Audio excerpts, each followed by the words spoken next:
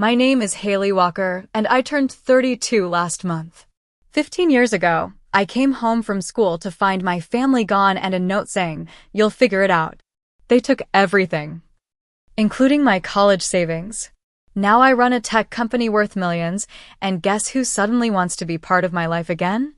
My family showed up demanding financial support after 15 years of silence. So I did what any abandoned child turned successful entrepreneur would do. I took them to court. If you're watching this, I would love to know where you're tuning in from. Hit like and subscribe, and let me know in the comments section if anyone has ever abandoned you when you needed them most. I grew up in Portland, Oregon, in what looked like a normal middle-class family from the outside. My parents, Frank and Brenda Walker, worked regular jobs, dad as a sales manager at an electronics store and mom as an administrative assistant at a local dental office. My brother Travis was 2 years younger than me, and he was clearly the favorite child from day one. He could do no wrong in their eyes, while I was constantly held to impossible standards. Behind our suburban facade, our family finances were a disaster. My father had a gambling problem he thought nobody knew about. Every month, he'd disappear for a guy's weekend and return either suspiciously flush with cash or, more often, sullen and aggressive, picking fights with my mother over the smallest things. Mom wasn't much better with money. Her shopping addiction meant our credit cards were perpetually maxed out, and mysterious packages would arrive that she'd hide in her closet, tags still attached. Their constant fighting about money filled our house with tension. "You're the one who blew the mortgage payment at the casino again," my mother would scream. "Well, if you didn't have to have another designer purse, maybe we could pay the electric bill," he'd counter. Neither of them ever took responsibility for their actions, always blaming each other or external circumstances for our financial problems. I found refuge in academics. School became my escape and my passion. While chaos reigned at home, I could control my grades and achievements. By middle school, I was taking advanced classes and winning academic competitions. My teachers saw potential in me that my parents never acknowledged. The one person who did recognize my abilities was my maternal grandmother, Eleanor. She lived about 30 minutes away, and visiting her became my sanctuary. Grandma Eleanor had worked as a secretary at IBM in the early days of computing and maintained a fascination with technology. She bought me my first computer when I was 12, nothing fancy. Just a refurbished desktop, but it opened up a whole new world for me. "You've got a logical mind, Haley," she'd tell me while I showed her how to organize her digital photos or set up email filters. Computers make sense in a way people often don't. They follow rules and patterns. "I think you could really do something with this interest." With her encouragement, I signed up for programming classes in high school. By sophomore year, I was building basic websites for local businesses to earn extra money. I saved almost every penny, knowing instinctively that financial independence would be crucial to my future. Unfortunately, my parents discovered my savings account when I was 15. "We need to borrow some money for bills this month," my mother announced, not really asking. Just temporary, of course. Over the next year, they borrowed nearly $2,000 from me. Not a cent was ever repaid. When I was 16, Grandma Eleanor passed away unexpectedly from a stroke. I was devastated. She had been my emotional anchor and biggest supporter. In her will, she left me $5,000 with a note saying, "For your education and dreams, my brilliant girl." I kept this inheritance secret from my parents, opening a new account at a different bank and having the statements sent to my friend's house. As my academic achievements grew, so did my parents' resentment. I was accepted into prestigious summer programs, named to the National Honor Society, and became captain of the debate team. Rather than pride, these accomplishments seemed to trigger irritation in my parents. "Not everyone needs to hear about your perfect GPA, Haley," my mother would say when I tried to share good news. "You think you're so much better than everyone else," my father would mutter. They'd lavish praise on Travis for scraping by with C's, while my straight A's were met with indifference or criticism about how I was showing off. Travis learned from their example. Teacher's pet, he'd sneer when I studied instead of watching TV. No wonder you don't have any friends. It wasn't true. I had a small but solid group of friends from my advanced classes and debate team. But the narrative at home was that I was somehow defective for prioritizing academics. By senior year, I had my sights set on college. I applied for every scholarship I could find and was preparing for a future that would take me far from the toxic atmosphere of my family home. I maintained a quiet optimism, counting down the days until graduation when I could begin building my own life. What I didn't fully understand at the time was how desperate my parents' financial situation had become. Bills piled up on the kitchen counter, some stamped with final notices. Collection agencies called constantly. There were hushed conversations about foreclosure. Still, my parents continued their destructive habits. Dad's gambling, mom's shopping, and their shared talent for avoiding reality. I should have seen the warning signs. The increasing tension. My parents whispered arguments that stopped when I entered the room, the way they began asking more questions about my savings and scholarship prospects. But I was 17, focused on my future, and unable to imagine the betrayal that was coming. The day everything changed started as one of my proudest achievements. Our debate team had traveled to Seattle for the regional championships, and I had won first place in the Lincoln Douglas debate category. The trophy sat on my lap during the entire bus ride home, and I couldn't wait to show it to my family. Despite their usual indifference to my accomplishments, I still harbored that childish hope for their approval. When the bus dropped me off 3 blocks from home, I practically sprinted the rest of the way, my backpack bouncing and trophy in hand. The first strange sign was the emptiness of our driveway. Both my parents' cars were gone, which was unusual for a Sunday evening. I figured they might have gone grocery shopping or to one of Travis's baseball games. As I approached our house, I noticed the curtains were missing from the living room windows. I inserted my key in the lock with a growing sense of unease. The door swung open to reveal a house that had been partially emptied. The living room sofa and TV were gone. The family photos that had lined the hallway had disappeared, leaving just empty hooks on the wall. Mom? Dad? Travis? I called out, my voice echoing in the half-empty space. No answer. I moved through the house in disbelief. My parents' bedroom was stripped bare, no furniture, no clothes in the closet. Travis's room was similarly empty except for some discarded school papers and broken toys he hadn't wanted to take. The kitchen had been cleaned out of all food except some condiments in the refrigerator and a box of stale cereal in the pantry. And there, on the kitchen counter, was a single sheet of paper with my father's handwriting. Haley, we've had to make some difficult decisions due to our financial situation. We're relocating to start fresh. You've always been independent and smart. You'll figure it out. You can stay in the house until the end of the month when the bank takes it. Don't try to contact us. Dad. I read the note 7 times, trying to comprehend what it was telling me. My family had packed up and left while I was at the debate competition. They had abandoned me without warning, without discussion, without even a goodbye. They had left me, a 17-year-old high school student, alone to figure it out. The trophy slipped from my fingers and clattered to the floor. I sank down beside it, my brain struggling to process this new reality. This couldn't be happening. People don't abandon their children like this.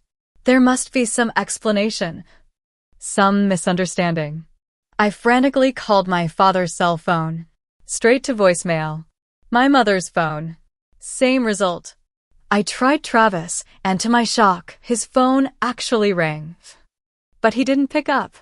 I called my aunt in Spokane, who answered with obvious discomfort in her voice. I'm sorry, Haley. They swore me to secrecy. They said you'd be fine on your own since you're so smart and capable. I told them they were making a terrible mistake. She offered no real help, just hollow sympathy before making an excuse to end the call. I went next door to the Johnsons, our neighbors for the past decade. Mrs. Johnson looked at me with pity as she explained that my parents had been packing up a rental truck for 2 days. They told us they were moving to Arizona for your father's new job opportunity. They said you were staying behind to finish school and would be living with a friend's family. We had no idea. Her voice trailed off as she saw the shock on my face. Back in the empty house, I checked the utilities and discovered they were all scheduled to be shut off within days. A call to the bank confirmed my worst fears. The house was in foreclosure and would be repossessed at the end of the month. My parents hadn't made a mortgage payment in 4 months. I went to check my bank account, hoping to at least have my savings to rely on. The account had been drained completely. The $3,200 I had saved for college expenses was gone. They had taken even that from me. The only money I had left was my grandmother's inheritance, which they didn't know about, safely hidden in an account at a different bank. That night, I called Travis one more time. To my surprise, he answered. "Why did you guys leave me?"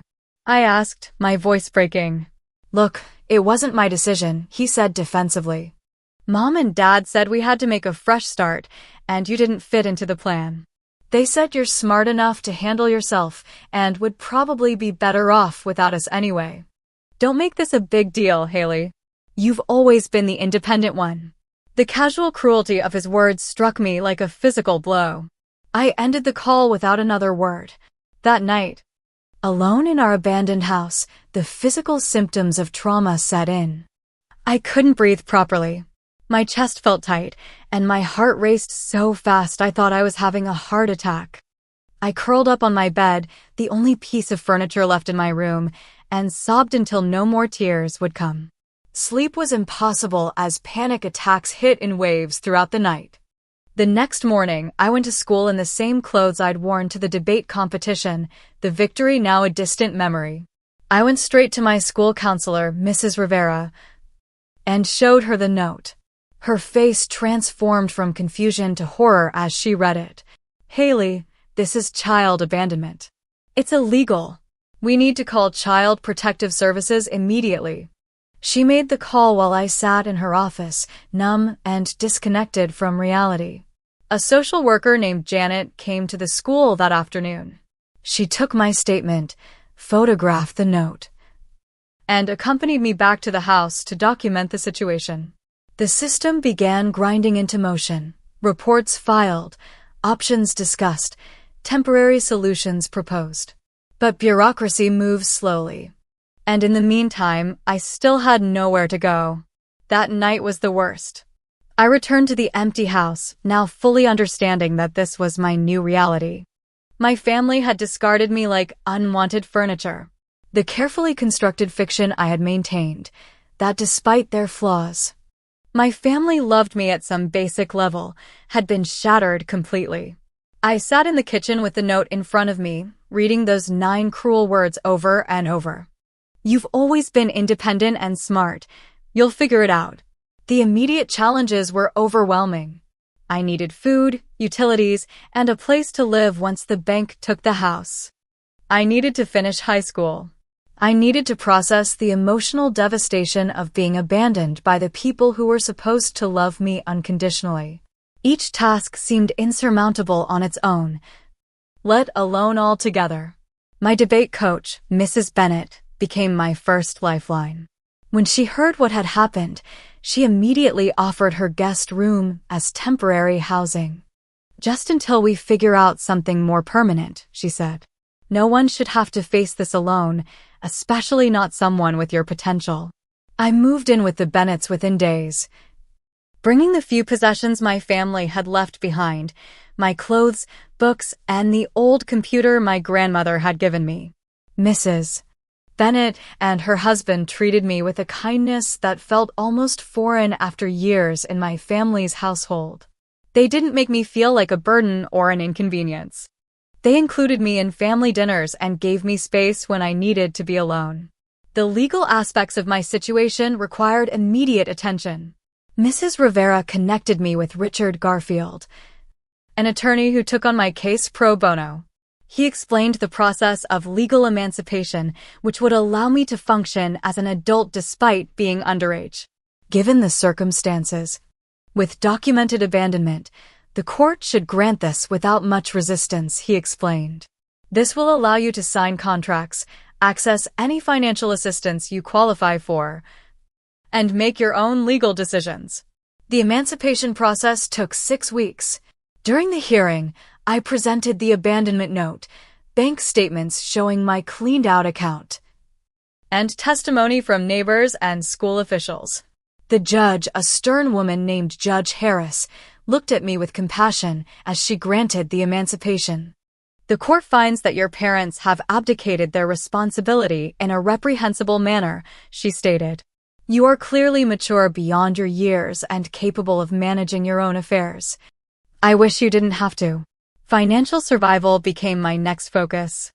I found a weekend job at a local coffee shop and worked evenings at the public library. On Sundays, I did data entry for a small accounting firm.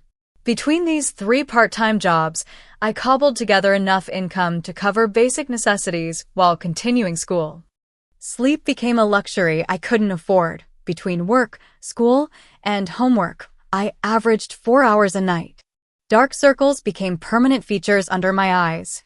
I lost weight as meals became irregular and often consisted of whatever was cheapest or free from my coffee shop job. But I refused to drop out of school or let my grades suffer. Education remained my ticket to a better future. The emotional toll was harder to quantify but impossible to ignore. I developed severe trust issues, questioning the motives of anyone who showed me kindness. Nightmares plagued what little sleep I got. I would dream of coming home to find everyone gone, over and over in different variations. Sometimes I would dream my family had returned, only to wake up to the reality of their absence. My abandonment issues affected every relationship. I kept people at arm's length, afraid to depend on anyone. When the Bennetts extended their original 2-week offer to stay as long as you need, I insisted on paying rent from my meager earnings, unable to accept their generosity without feeling indebted.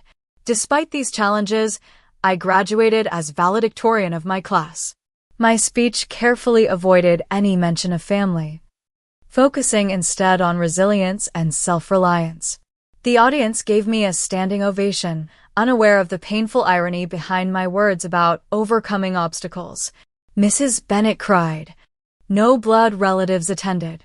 With graduation came my next challenge, college.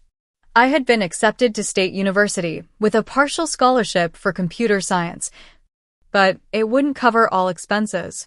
I combined this with my grandmother's inheritance, small grants I qualified for as an independent student, and student loans to make it work financially.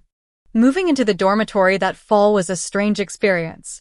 Around me, parents helped their children unpack, gave tearful goodbyes, and promised care packages and weekend visits. I arrived alone with 2 suitcases containing everything I owned in the world. My roommate, Zoe Miller, arrived with her entire family, parents, siblings, even a grandmother bearing homemade cookies. I braced myself for awkward questions about my own family, but when they invited me to join them for dinner, I found myself accepting. Their warmth was overwhelming, but not in an uncomfortable way. Later, when Zoe asked about my family situation, I gave her the abbreviated version. To my surprise, she didn't respond with pity or discomfort. That's seriously messed up, she said. Their loss. You're stuck with me now. It was the beginning of a friendship that would become one of the most important in my life.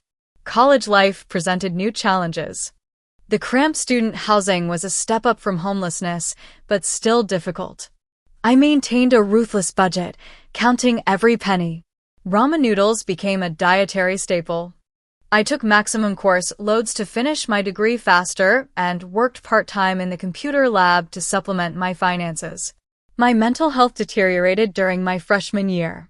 The stress of financial insecurity combined with the emotional trauma of abandonment led to crippling anxiety and insomnia. Some nights I would lie awake until 4 a.m., then drag myself to 8 a.m. classes running on caffeine and determination. The university's free counseling services became essential to my survival. My therapist, Dr. Patel, helped me understand that my abandonment was not my fault. Nothing a child does could ever justify what your parents did, she insisted in our sessions. Their actions reflect their character, not your worth. During winter break of freshman year, when the dorms closed, I had nowhere to go. Zoe insisted I come home with her to Chicago. My mom already has the guest room ready, she said, brooking no argument. That Christmas with the Millers showed me what a functional, loving family looked like.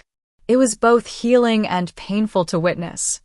At some point during that first year, I wrote a letter to my parents. I found their address through a public record search. They had indeed moved to Phoenix, as the neighbors had mentioned. The letter wasn't angry or accusatory. It simply updated them on my life and asked why they had left. I never received a reply. The holidays were particularly difficult times. While other students went home to celebrate, I picked up extra shifts at work or stayed in friends' apartments. I created new traditions for myself, a movie marathon on Thanksgiving, a small gift to myself on Christmas morning, Chinese takeout on New Year's Eve. These rituals helped fill the void left by family traditions. In my sophomore year, I met Professor Janet Hughes in my advanced programming class. She noticed my aptitude and dedication, staying after class to discuss concepts beyond the curriculum. She became another mentor figure, someone who saw my potential and nurtured it without condition. You have a unique perspective, she told me after reviewing my midterm project. Your algorithm approaches problems differently than I've seen before. Have you considered application development?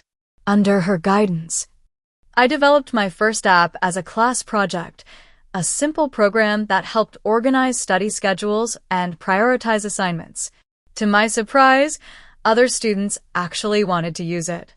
This small success planted a seed that would eventually grow into something much bigger. I graduated with honors in computer science, and the job offers started coming in.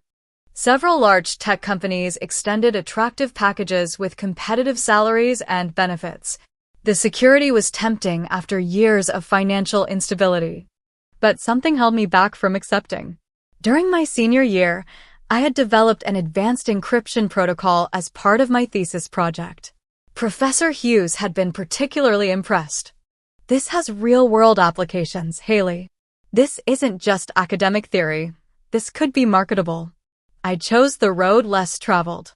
Instead of corporate security, I opted for a position at a small startup where I could continue developing my encryption ideas.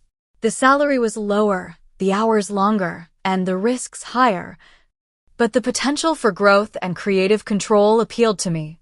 6 months into this job, I attended a tech conference in San Francisco where I met Derek Johnson, a brilliant programmer with complementary skills to mine. We stayed up all night in the hotel lobby, drawing diagrams on napkins and debating implementation strategies for what would eventually become our security software. We should start our own company, Derek said as the sun came up. Your encryption protocols combined with my user interface design, we could create something revolutionary. It seemed like an impossible dream, but the seed had been planted. We spent the next 4 months developing a business plan while still working our respective jobs. We needed startup capital, which neither of us had. Our break came when Derek introduced me to Marcus Chin, an angel investor who had funded his previous employer. We pitched our concept over coffee at a small cafe. I was nervous, sleep-deprived, and convinced we would be laughed out of the meeting. Instead, Marcus listened intently, asked pointed questions about the technology, and then shocked us both. I like what I'm hearing. I'll put in $50,000 for a 15% stake. It wasn't a fortune in the tech world, but it was enough to get started. I quit my job the following week. Derek did the same. We rented a tiny office, really just a converted storage room in a warehouse building, and threw ourselves into development. Those early days were exhilarating and terrifying.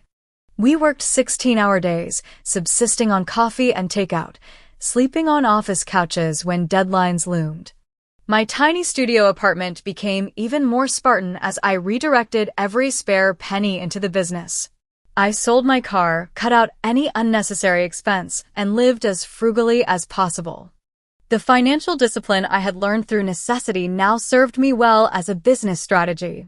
Our first major breakthrough came 8 months in. We developed an encryption algorithm that was significantly more secure and efficient than existing options on the market.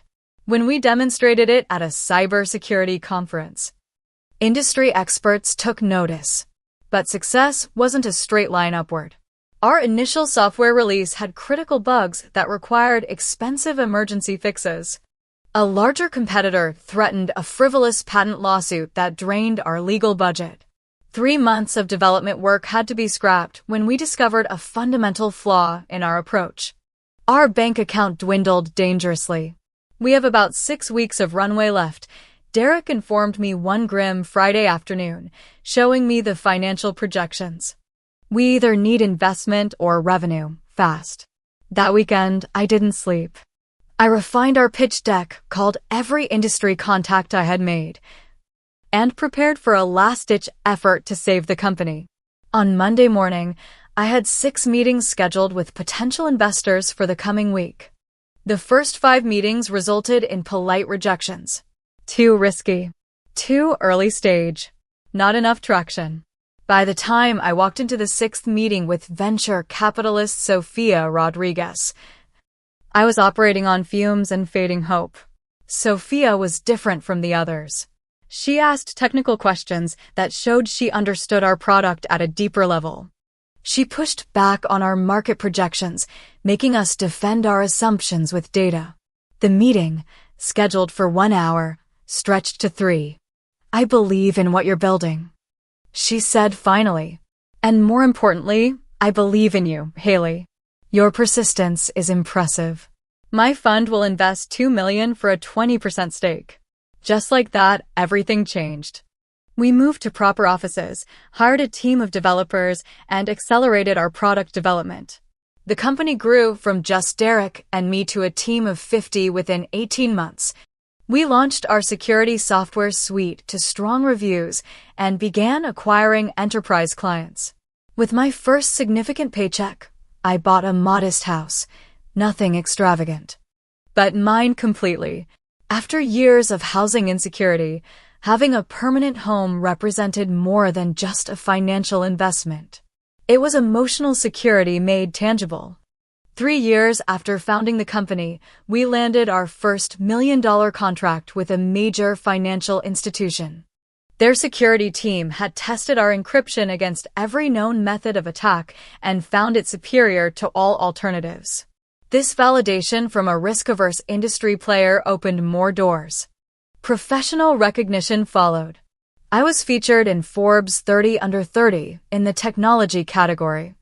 The article briefly mentioned my background as a self-made entrepreneur who put herself through college, though I had shared minimal details about my family situation with the interviewer. As the company continued to grow, so did my responsibilities and stress level. I worked constantly, partly from necessity and partly to avoid dealing with the emotional issues I still carried. My therapist, whom I continued to see monthly, pointed this out during one session. You've built impressive walls, Haley. They've protected you, but they're also keeping out potential happiness. When was the last time you did something purely for joy? It was a question I couldn't answer. My identity had become so intertwined with survival and then success that I had forgotten how to simply be. This realization led to small but significant changes. I started taking Saturdays off. I joined a hiking group. I allowed myself small luxuries without guilt. During this period of personal growth, I briefly dated our company's CFO, Michael Thornton. He was intelligent, ambitious, and seemed to understand my dedication to the business. But the relationship faltered as my trust issues surfaced. His frustration grew as I kept him at emotional arm's length. It's like there's a part of you that's locked away, he said during our breakup conversation. I can't compete with ghosts, Haley. He was right, of course. I was still haunted by abandonment, still waiting for everyone to eventually leave. My therapist helped me see this pattern and begin the difficult work of addressing it.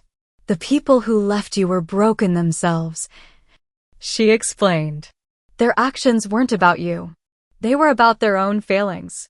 Not everyone will leave, Haley. Some people stay. This truth was reinforced by the chosen family I had built around me. Zoe remained my closest friend, now living just a few miles away and working as a graphic designer. Mrs. Bennett, my former debate coach, still called monthly to check on me. Professor Hughes had become a valued advisor to my company. Derek was not just a business partner, but a trusted friend. These relationships had endured and deepened over time. 5 years after starting the company, we reached a major milestone. Our valuation hit $100 million after a new round of funding. We had grown to over 200 employees across 3 offices. Our security products protected data for companies in finance, healthcare, and government sectors. I had achieved more success than I could have imagined that day I came home to find my family gone. The scared, abandoned 17-year-old would hardly recognize the confident CEO I had become. I had figured it out, just as their cruel note had suggested, but not in the way they had intended. I had built something meaningful from the wreckage they left behind. What I didn't realize was that my public success would eventually bring the past crashing back into my present. The Forbes feature had made me visible in a way I hadn't anticipated. My name and face were now associated with a valuable company, and that information had reached people who had once deemed me disposable. The first contact came through Facebook, of all places. I rarely used social media, maintaining minimal accounts primarily for business networking purposes. The message notification showed a name I hadn't seen in 15 years, Travis Walker. Hey sis. Long time no talk. Saw your Forbes article. Really proud of what you've accomplished. Would love to reconnect if you're open to it. I stared at the message for a full hour, unable to form a response. My hands shook. My chest tightened in that familiar way that signaled the start of an anxiety attack. I closed the laptop without replying and called my therapist for an emergency session. This is understandably triggering, Dr. Wilson said. You don't owe him a response at all. But if you do choose to respond, remember that you control the terms of any potential reconnection. Your boundaries matter. After 3 days of consideration, I crafted a careful reply. Thank you for reaching out, Travis. It's been a long time. I would need to understand why you're contacting me now after 15 years of silence before considering any kind of reconnection. His response came within minutes, as if he'd been waiting by his computer. I've regretted how things happened for years. Mom and Dad made terrible decisions, and I was too young and stupid to stand up to them. I should have reached out sooner. I'd like a chance to apologize in person if you'd be willing. We exchanged a few more messages, each carefully worded on my part. I learned that he was married with 2 children, working as an insurance adjuster in Phoenix. He claimed to have limited contact with our parents these days. He didn't explicitly mention my financial success again, but the timing of his outreach was suspicious. After 2 weeks of communication, I agreed to a phone call. Hearing his voice after so many years was surreal. He sounded like our father now, the same cadence and tone. He apologized repeatedly, claiming he had been just a kid who didn't understand the gravity of what was happening. Mom and Dad are not doing great, he eventually mentioned, his tone carefully casual. Dad's had some health problems. They've struggled financially since the recession. They don't know I'm talking to you, by the way. There it was, the first hint of what this was really about. I let the statement hang in the air without response, and the conversation moved on to his children and job. But the seed had been planted. I agreed to meet Travis in person at a restaurant halfway between our cities. I chose a public place intentionally and told Zoe exactly where I would be, with instructions to call me at a specific time as a safety measure. I wasn't sure what I feared exactly, but caution had become second nature. Travis arrived with photos of his children, a 5-year-old girl and 3-year-old boy. "Your niece and nephew," he said, sliding the pictures across the table. "They'd love to meet their Aunt Haley someday." The emotional manipulation was transparent but still effective. These innocent children had done nothing wrong. They didn't deserve to be casualties of the rift between their father and me. I found myself softening despite my resolve to remain detached. Travis spoke of regrets and lost years. He shared updates about extended family members I had once known. He mentioned our parents carefully, painting them as older and somewhat changed by life's hardships. "Dad had a minor heart attack last year," he said, stirring his coffee. "The medical bills have been rough. They had to sell their house and move into an apartment. Mom still asks about you sometimes, Wonders how you're doing." She could have called any time in the last 15 years to find out, I replied, my voice steady. Both of them could have. Travis nodded, looking appropriately contrite. "They're too ashamed, I think. But they do regret what happened. People make terrible mistakes sometimes, especially when they're desperate." At the end of our meal, Travis introduced another character into the drama, his wife Amber. "She's been encouraging me to reach out to you for years. She thinks family reconciliation is important. Would you be open to meeting her sometime?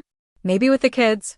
I agreed to think about it, non-committal but not entirely closed off. Part of me wanted to walk away and never look back. Another part, the wounded child still within me, craved some form of resolution or explanation that might help me make sense of what had happened. A week later, I received an email from my mother. Seeing her name in my inbox sent a jolt through my system. The message was emotional and carefully crafted. "My dearest Haley, not a day has gone by that I haven't thought of you and regretted the terrible mistake we made. We were in such a desperate situation back then, making poor decisions out of fear. I know words can never make up for what we did, but I would give anything for a chance to apologize in person. Your father and I have changed. We've learned hard lessons. We're so proud of the amazing woman you've become despite our failures. Please consider allowing us back into your life. With all my love, Mom." The calculated timing was obvious. First Travis, then the introduction of innocent children to soften me, and now this emotional appeal. I discussed it with my therapist, who helped me see the patterns at play. "Notice how she refers to the terrible mistake we made rather than the terrible thing we did to you," Dr. Wilson pointed out. "There's a subtle deflection of responsibility there. And the pride in who you've become despite our failures suggests they see your success as separate from, rather than influenced by, their abandonment." Despite these red flags, I eventually agreed to a family dinner. My curiosity and some lingering need for closure overrode my better judgment. I selected an upscale restaurant in my city, creating a neutral territory where I would feel more in control. They arrived as a unit, Travis and Amber with their children, followed by my parents. Seeing Frank and Brenda Walker in person after 15 years was jarring. They had aged considerably. My father's hair had gone completely gray, and his face carried deep lines. My mother had gained weight and moved with a slowness that hadn't been there before. They looked like ordinary aging parents, not the monsters my memory had preserved. My mother embraced me, tears streaming down her face. I remained stiff in her arms. My father attempted the same, but I stepped back and offered a handshake instead. The children, oblivious to the tension, were excited to meet their rich aunt, a description that made me wince internally. Throughout dinner, my parents presented a revised version of our family history. According to their narrative, they had been victims of circumstance, forced into impossible choices by financial disaster. They characterized leaving me behind as giving me independence rather than abandonment. "We knew you were the strong one, the smart one," my father explained. "Travis needed us in a way you never did. You were always so self-sufficient. We thought you'd be better off without our problems dragging you down," my mother added. We were drowning in debt, being chased by some very dangerous people your father owed money to. We had to disappear. I listened without interrupting, noting the convenient omission of how they had emptied my bank account before leaving. Or how a simple conversation might have given me some agency in the situation rather than a cold note. Or how they had made no attempt to contact me for 15 years until I became successful. The conversation shifted when my father clutched his chest dramatically during dessert, popping a nitroglycerin pill. Just a little chest pain, he explained, waving off concern. Remnant of the heart attack. These medications are so expensive without good insurance. And there it was, the first direct reference to their financial struggles and medical expenses. It was skillfully done, I had to admit. Create sympathy, demonstrate vulnerability, imply need without directly asking for help. By the end of the evening, the actual request finally emerged. "Haley, I hate to even bring this up," my father said hesitantly, "but we're in a really difficult position with my medical bills. The hospital is threatening collections. We need about $50,000 to get them off our backs. It would be a loan, of course. We'd pay you back as soon as we can." I promised to think about it, neither committing nor refusing outright. As we parted, my mother pressed a folder into my hands. "Our contact information and some documents about your father's condition. Just so you understand the situation. At home." I reviewed the folder. Medical bills, past due notices, and a loan application that had been denied. I also ran background checks on my family, something I should have done before meeting them. What I discovered was illuminating. Travis had filed for bankruptcy twice in the past decade. My parents had a string of addresses suggesting frequent moves, probably evictions. There were small claims court judgments against them from various creditors. Their pattern of financial irresponsibility had continued unabated in my absence. The only thing that had changed was that they now saw me as a potential solution to their problems. Over the following weeks, the contact increased. My mother called regularly with updates on my father's health.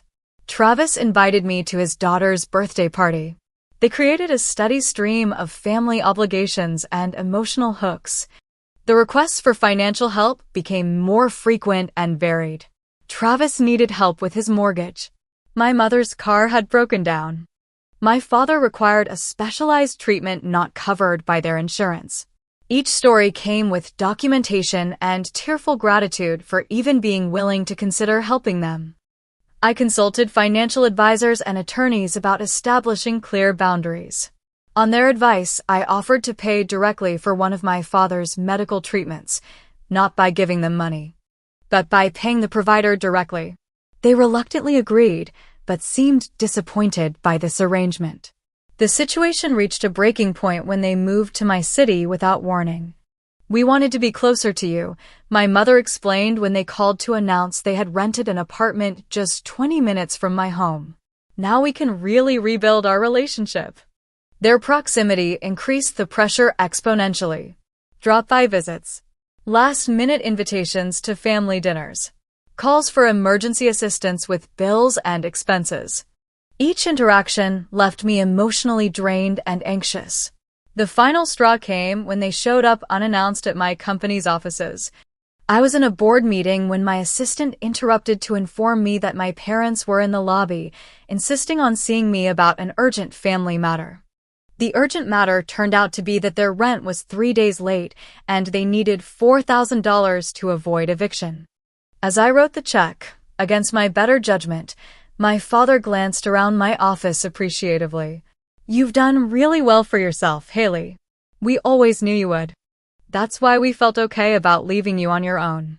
Some birds need to be pushed from the nest to soar." That rewriting of history, transforming their abandonment into some kind of tough love gift, was the moment clarity returned. They had not changed. They were the same people who had left a 17-year-old girl with a callous note and empty bank account. The only difference was that now they saw me as a resource to exploit rather than a burden to discard. That evening, I called my attorney, Sarah Goldstein, and scheduled an appointment for the following day. Enough was enough. You have options, Sarah Goldstein explained, her office filled with afternoon sunlight. A restraining order would be the most immediate solution. Based on the pattern of behavior you've described, we could make a case for harassment. I'd been working with Sarah on business matters for years, but this was our first discussion of my personal situation. I had detailed the entire history, from the original abandonment to the current financial pressure campaign. My concern is that they'll go public with some twisted version of our family story. I explained. They know I have a reputation to protect now. The company is in negotiations for acquisition. Any negative publicity could impact the deal. Sarah considered this. Then perhaps a more comprehensive approach is needed.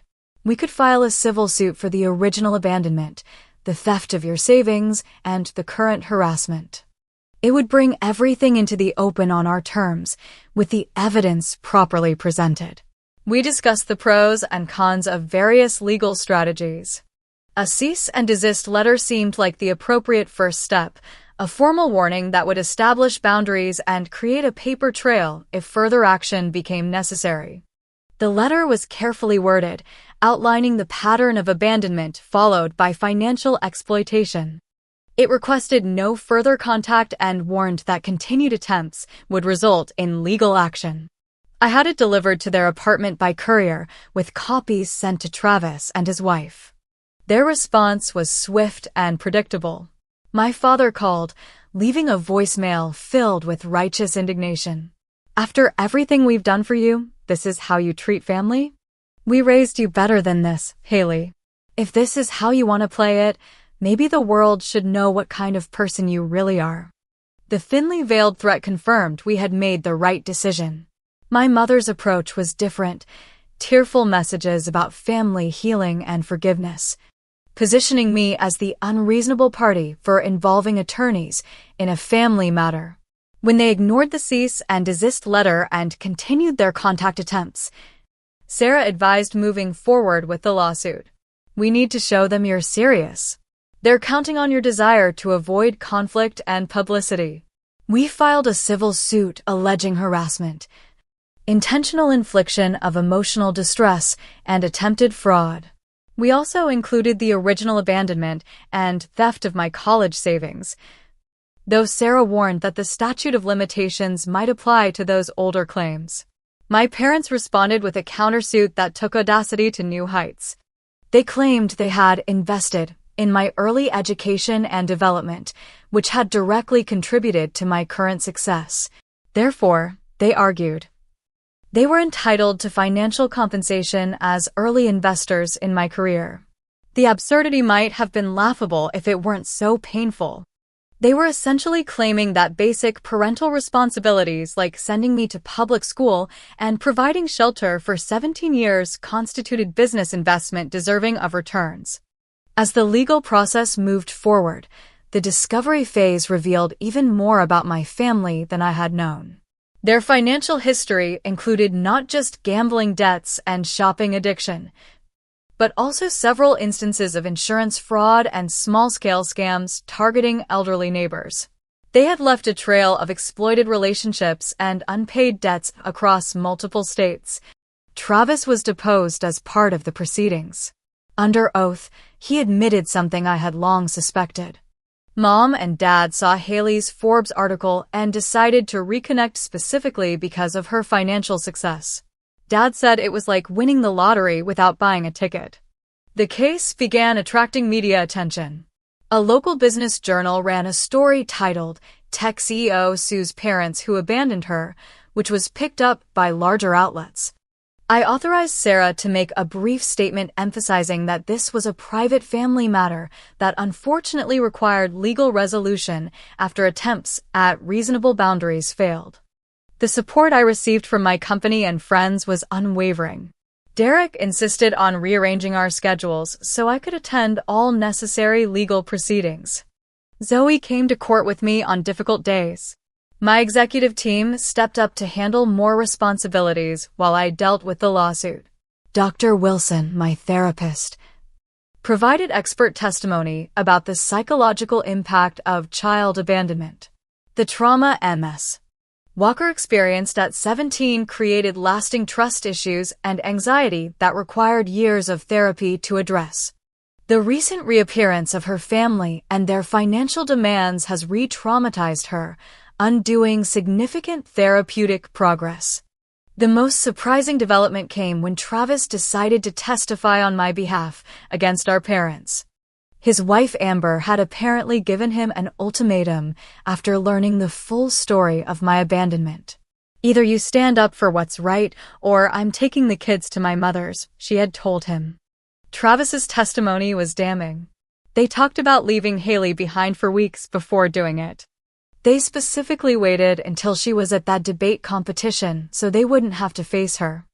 Dad joked that she was the smart one, so she'd figure it out. That's where that line in the note came from. It was never about protecting her from dangerous creditors or giving her independence. They just didn't want the responsibility anymore. He also confirmed that they had specifically targeted me for financial gain after learning of my success. They talked about how much they could reasonably ask for without seeming too greedy. They planned to start with smaller requests and work up to larger ones once they'd established regular contact. My mother's reaction to this testimony was theatrical. She collapsed in tears, wailing about family betrayal and ingratitude from both her children.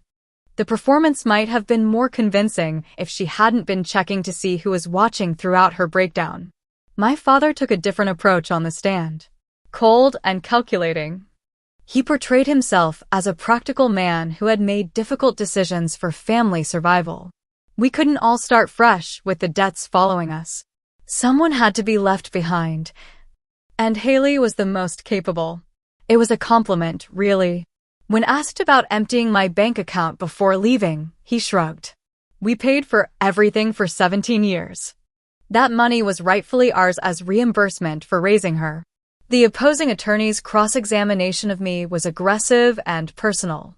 He portrayed me as ungrateful, selfish, and vindictive, questioning why a successful businesswoman would sue her elderly, ill parents instead of helping them. "Ms. Walker, isn't this lawsuit really about revenge rather than any actual damages?" he asked, his tone condescending. "No," I replied calmly. "It's about boundaries. I tried setting reasonable ones, which were repeatedly violated. This lawsuit became necessary when they refused to respect my clearly stated limits. But they're your parents," he pressed. "Don't you have a moral obligation to care for them in their old age and illness?"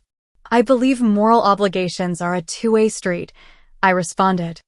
"They chose to terminate their parental relationship when I was 17.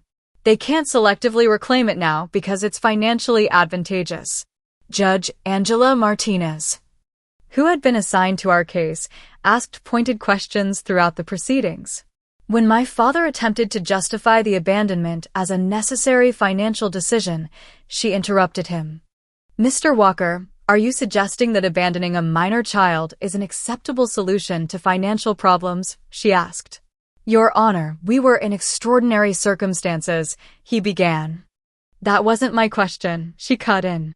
"Is child abandonment ever an appropriate response to financial difficulty?" "No, Your Honor," he finally admitted. As the trial progressed, financial evidence painted a clear picture.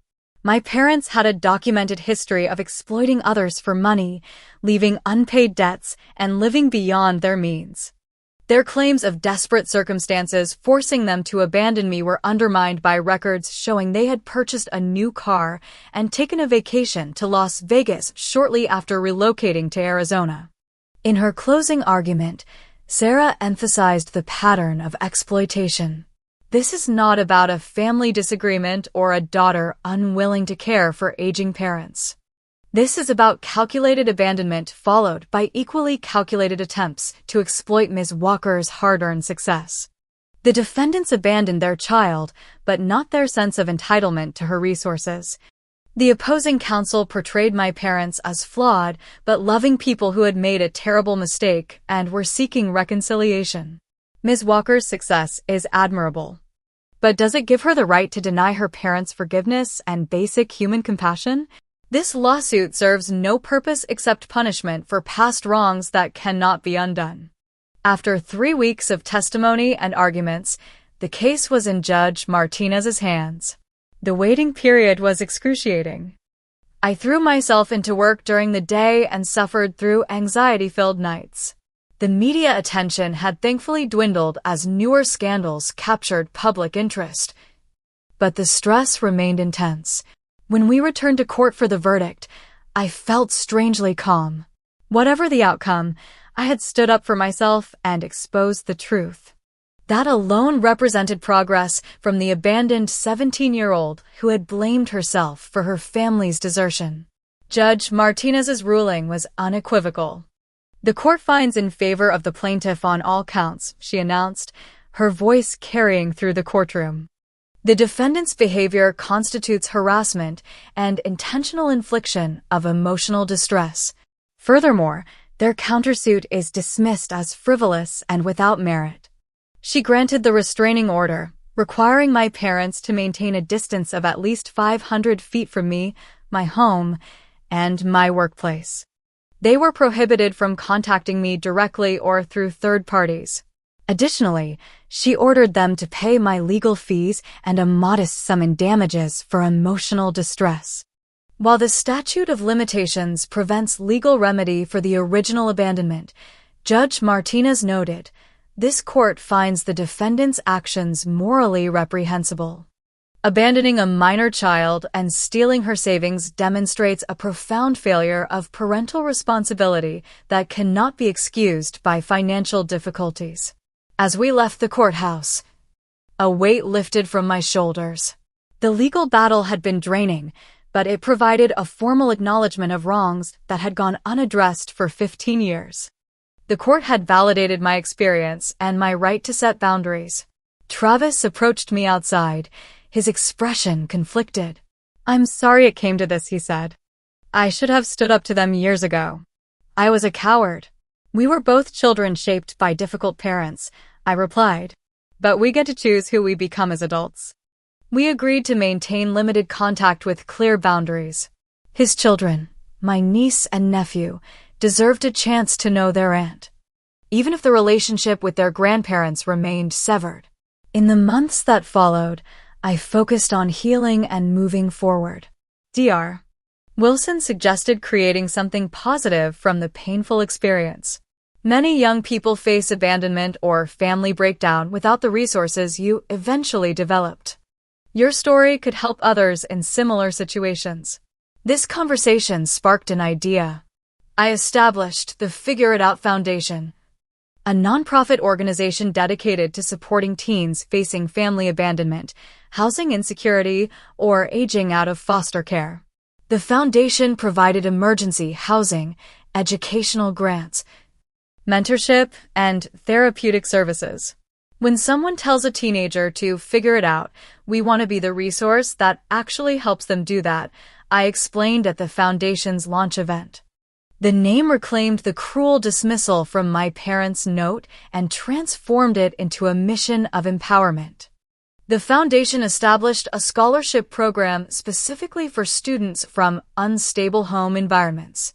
Each year, we selected 20 recipients who demonstrated academic potential despite challenging circumstances. Beyond financial support, we provided mentoring and internship opportunities at partner companies, including my own. My personal story, previously kept private, became part of my public identity as I advocated for abandoned and at-risk youth. I gave interviews to raise awareness about teen homelessness and the challenges of navigating education and early adulthood without family support. A TEDx talk I delivered titled, "Figuring It Out: Resilience After Abandonment," reached over 2 million views online. In it, I shared the practical and emotional strategies that had helped me survive and eventually thrive. Abandonment forces you to answer the question of who you are when everything familiar is stripped away, I explained. It's a brutal way to learn self-reliance, but the strength you discover becomes unshakable. Writing became another form of healing. I began working on a memoir about my journey from abandonment to success. The process was painful but cathartic, allowing me to process experiences I had previously compartmentalized. The book, eventually published under the title The Note, became a bestseller and further expanded the foundation's reach. As my public advocacy work grew, so did my capacity for personal connection. I met Ryan Kelly, an architect who volunteered design services for the foundation's transitional housing projects. Unlike previous relationships, this one developed slowly and steadily, built on mutual respect and gradually increasing vulnerability. "I've read your book," he told me on our third date. "I understand trust doesn't come easily for you. I'm willing to earn it at whatever pace works for you." His patience and consistency helped me dismantle the emotional barriers I'd constructed. For the first time, I found myself able to depend on someone without constant fear of abandonment. When panic or distrust surfaced, as they occasionally did, he responded with compassion rather than frustration. The foundation work brought me into contact with others who had experienced family estrangement. Their stories reinforced what my therapist had long maintained, that family is ultimately defined by love, support, and presence, not merely by blood relation. I had built a chosen family over the years: Zoe, who had been my friend since freshman year; Mrs. Bennett, who had offered shelter when I had none; Professor Hughes, who had recognized my potential; Derek, who had partnered with me to build our company; and now Ryan, who showed me that vulnerability could be strength rather than weakness. This network of genuine connection contrasted sharply with the hollow demands of biological family that had abandoned me when I had nothing and returned only when I had something they wanted. The difference clarified my understanding of what constitutes true family bonds. As the foundation grew, we expanded our programs to include legal advocacy for minors seeking emancipation. I thought often of Richard Garfield, the attorney who had helped me navigate that process years earlier, and how crucial his assistance had been during a desperate time. The restraining order against my parents was eventually made permanent when they violated its terms multiple times, sending messages through acquaintances and attempting to contact me at public events. They eventually moved back to Arizona, apparently having exhausted their opportunities for financial exploitation in my city. Travis maintained occasional contact, bringing his children for carefully planned visits a few times a year. Our relationship remained complicated but improved gradually as he continued therapy and developed healthier boundaries with our parents. 5 years after the court case, my company completed a successful acquisition by a larger tech firm, multiplying my personal wealth significantly. I stepped down as CEO but remained on the board while shifting my primary focus to the foundation's work. The money brought freedom, but not happiness in itself. The true richness in my life came from meaningful work, genuine relationships, and the knowledge that my experiences, even the painful ones, were being transformed into support for others facing similar challenges. In reflecting on my journey, I recognized that abandonment had taught me harsh but valuable lessons, that I was stronger than I knew, that genuine connections were to be treasured rather than expected, and that purpose could emerge from pain when channeled constructively. The scared 17-year-old who had stared at a cruel note saying, "You'll figure it out," could never have imagined where that forced journey of figuring it out would lead. Through necessary self-reliance, I had discovered capacities within myself that might have remained dormant in a more conventional life path. This doesn't excuse or justify what my parents did. Their abandonment was an act of profound selfishness and cruelty. But my response to it, the life I built despite and perhaps because of their desertion, became a testament to resilience and the human capacity to create meaning from suffering. If you've stayed with me through this story, I'd love to hear your thoughts in the comments. Have you ever had to figure it out when someone who should have supported you disappeared instead? How did you rebuild trust after betrayal? Your experiences might help others who are still in the middle of their own difficult journeys. Please like and subscribe if this resonated with you. And share this video with someone who might need to hear that abandonment doesn't define their worth or limit their potential. Thank you for listening.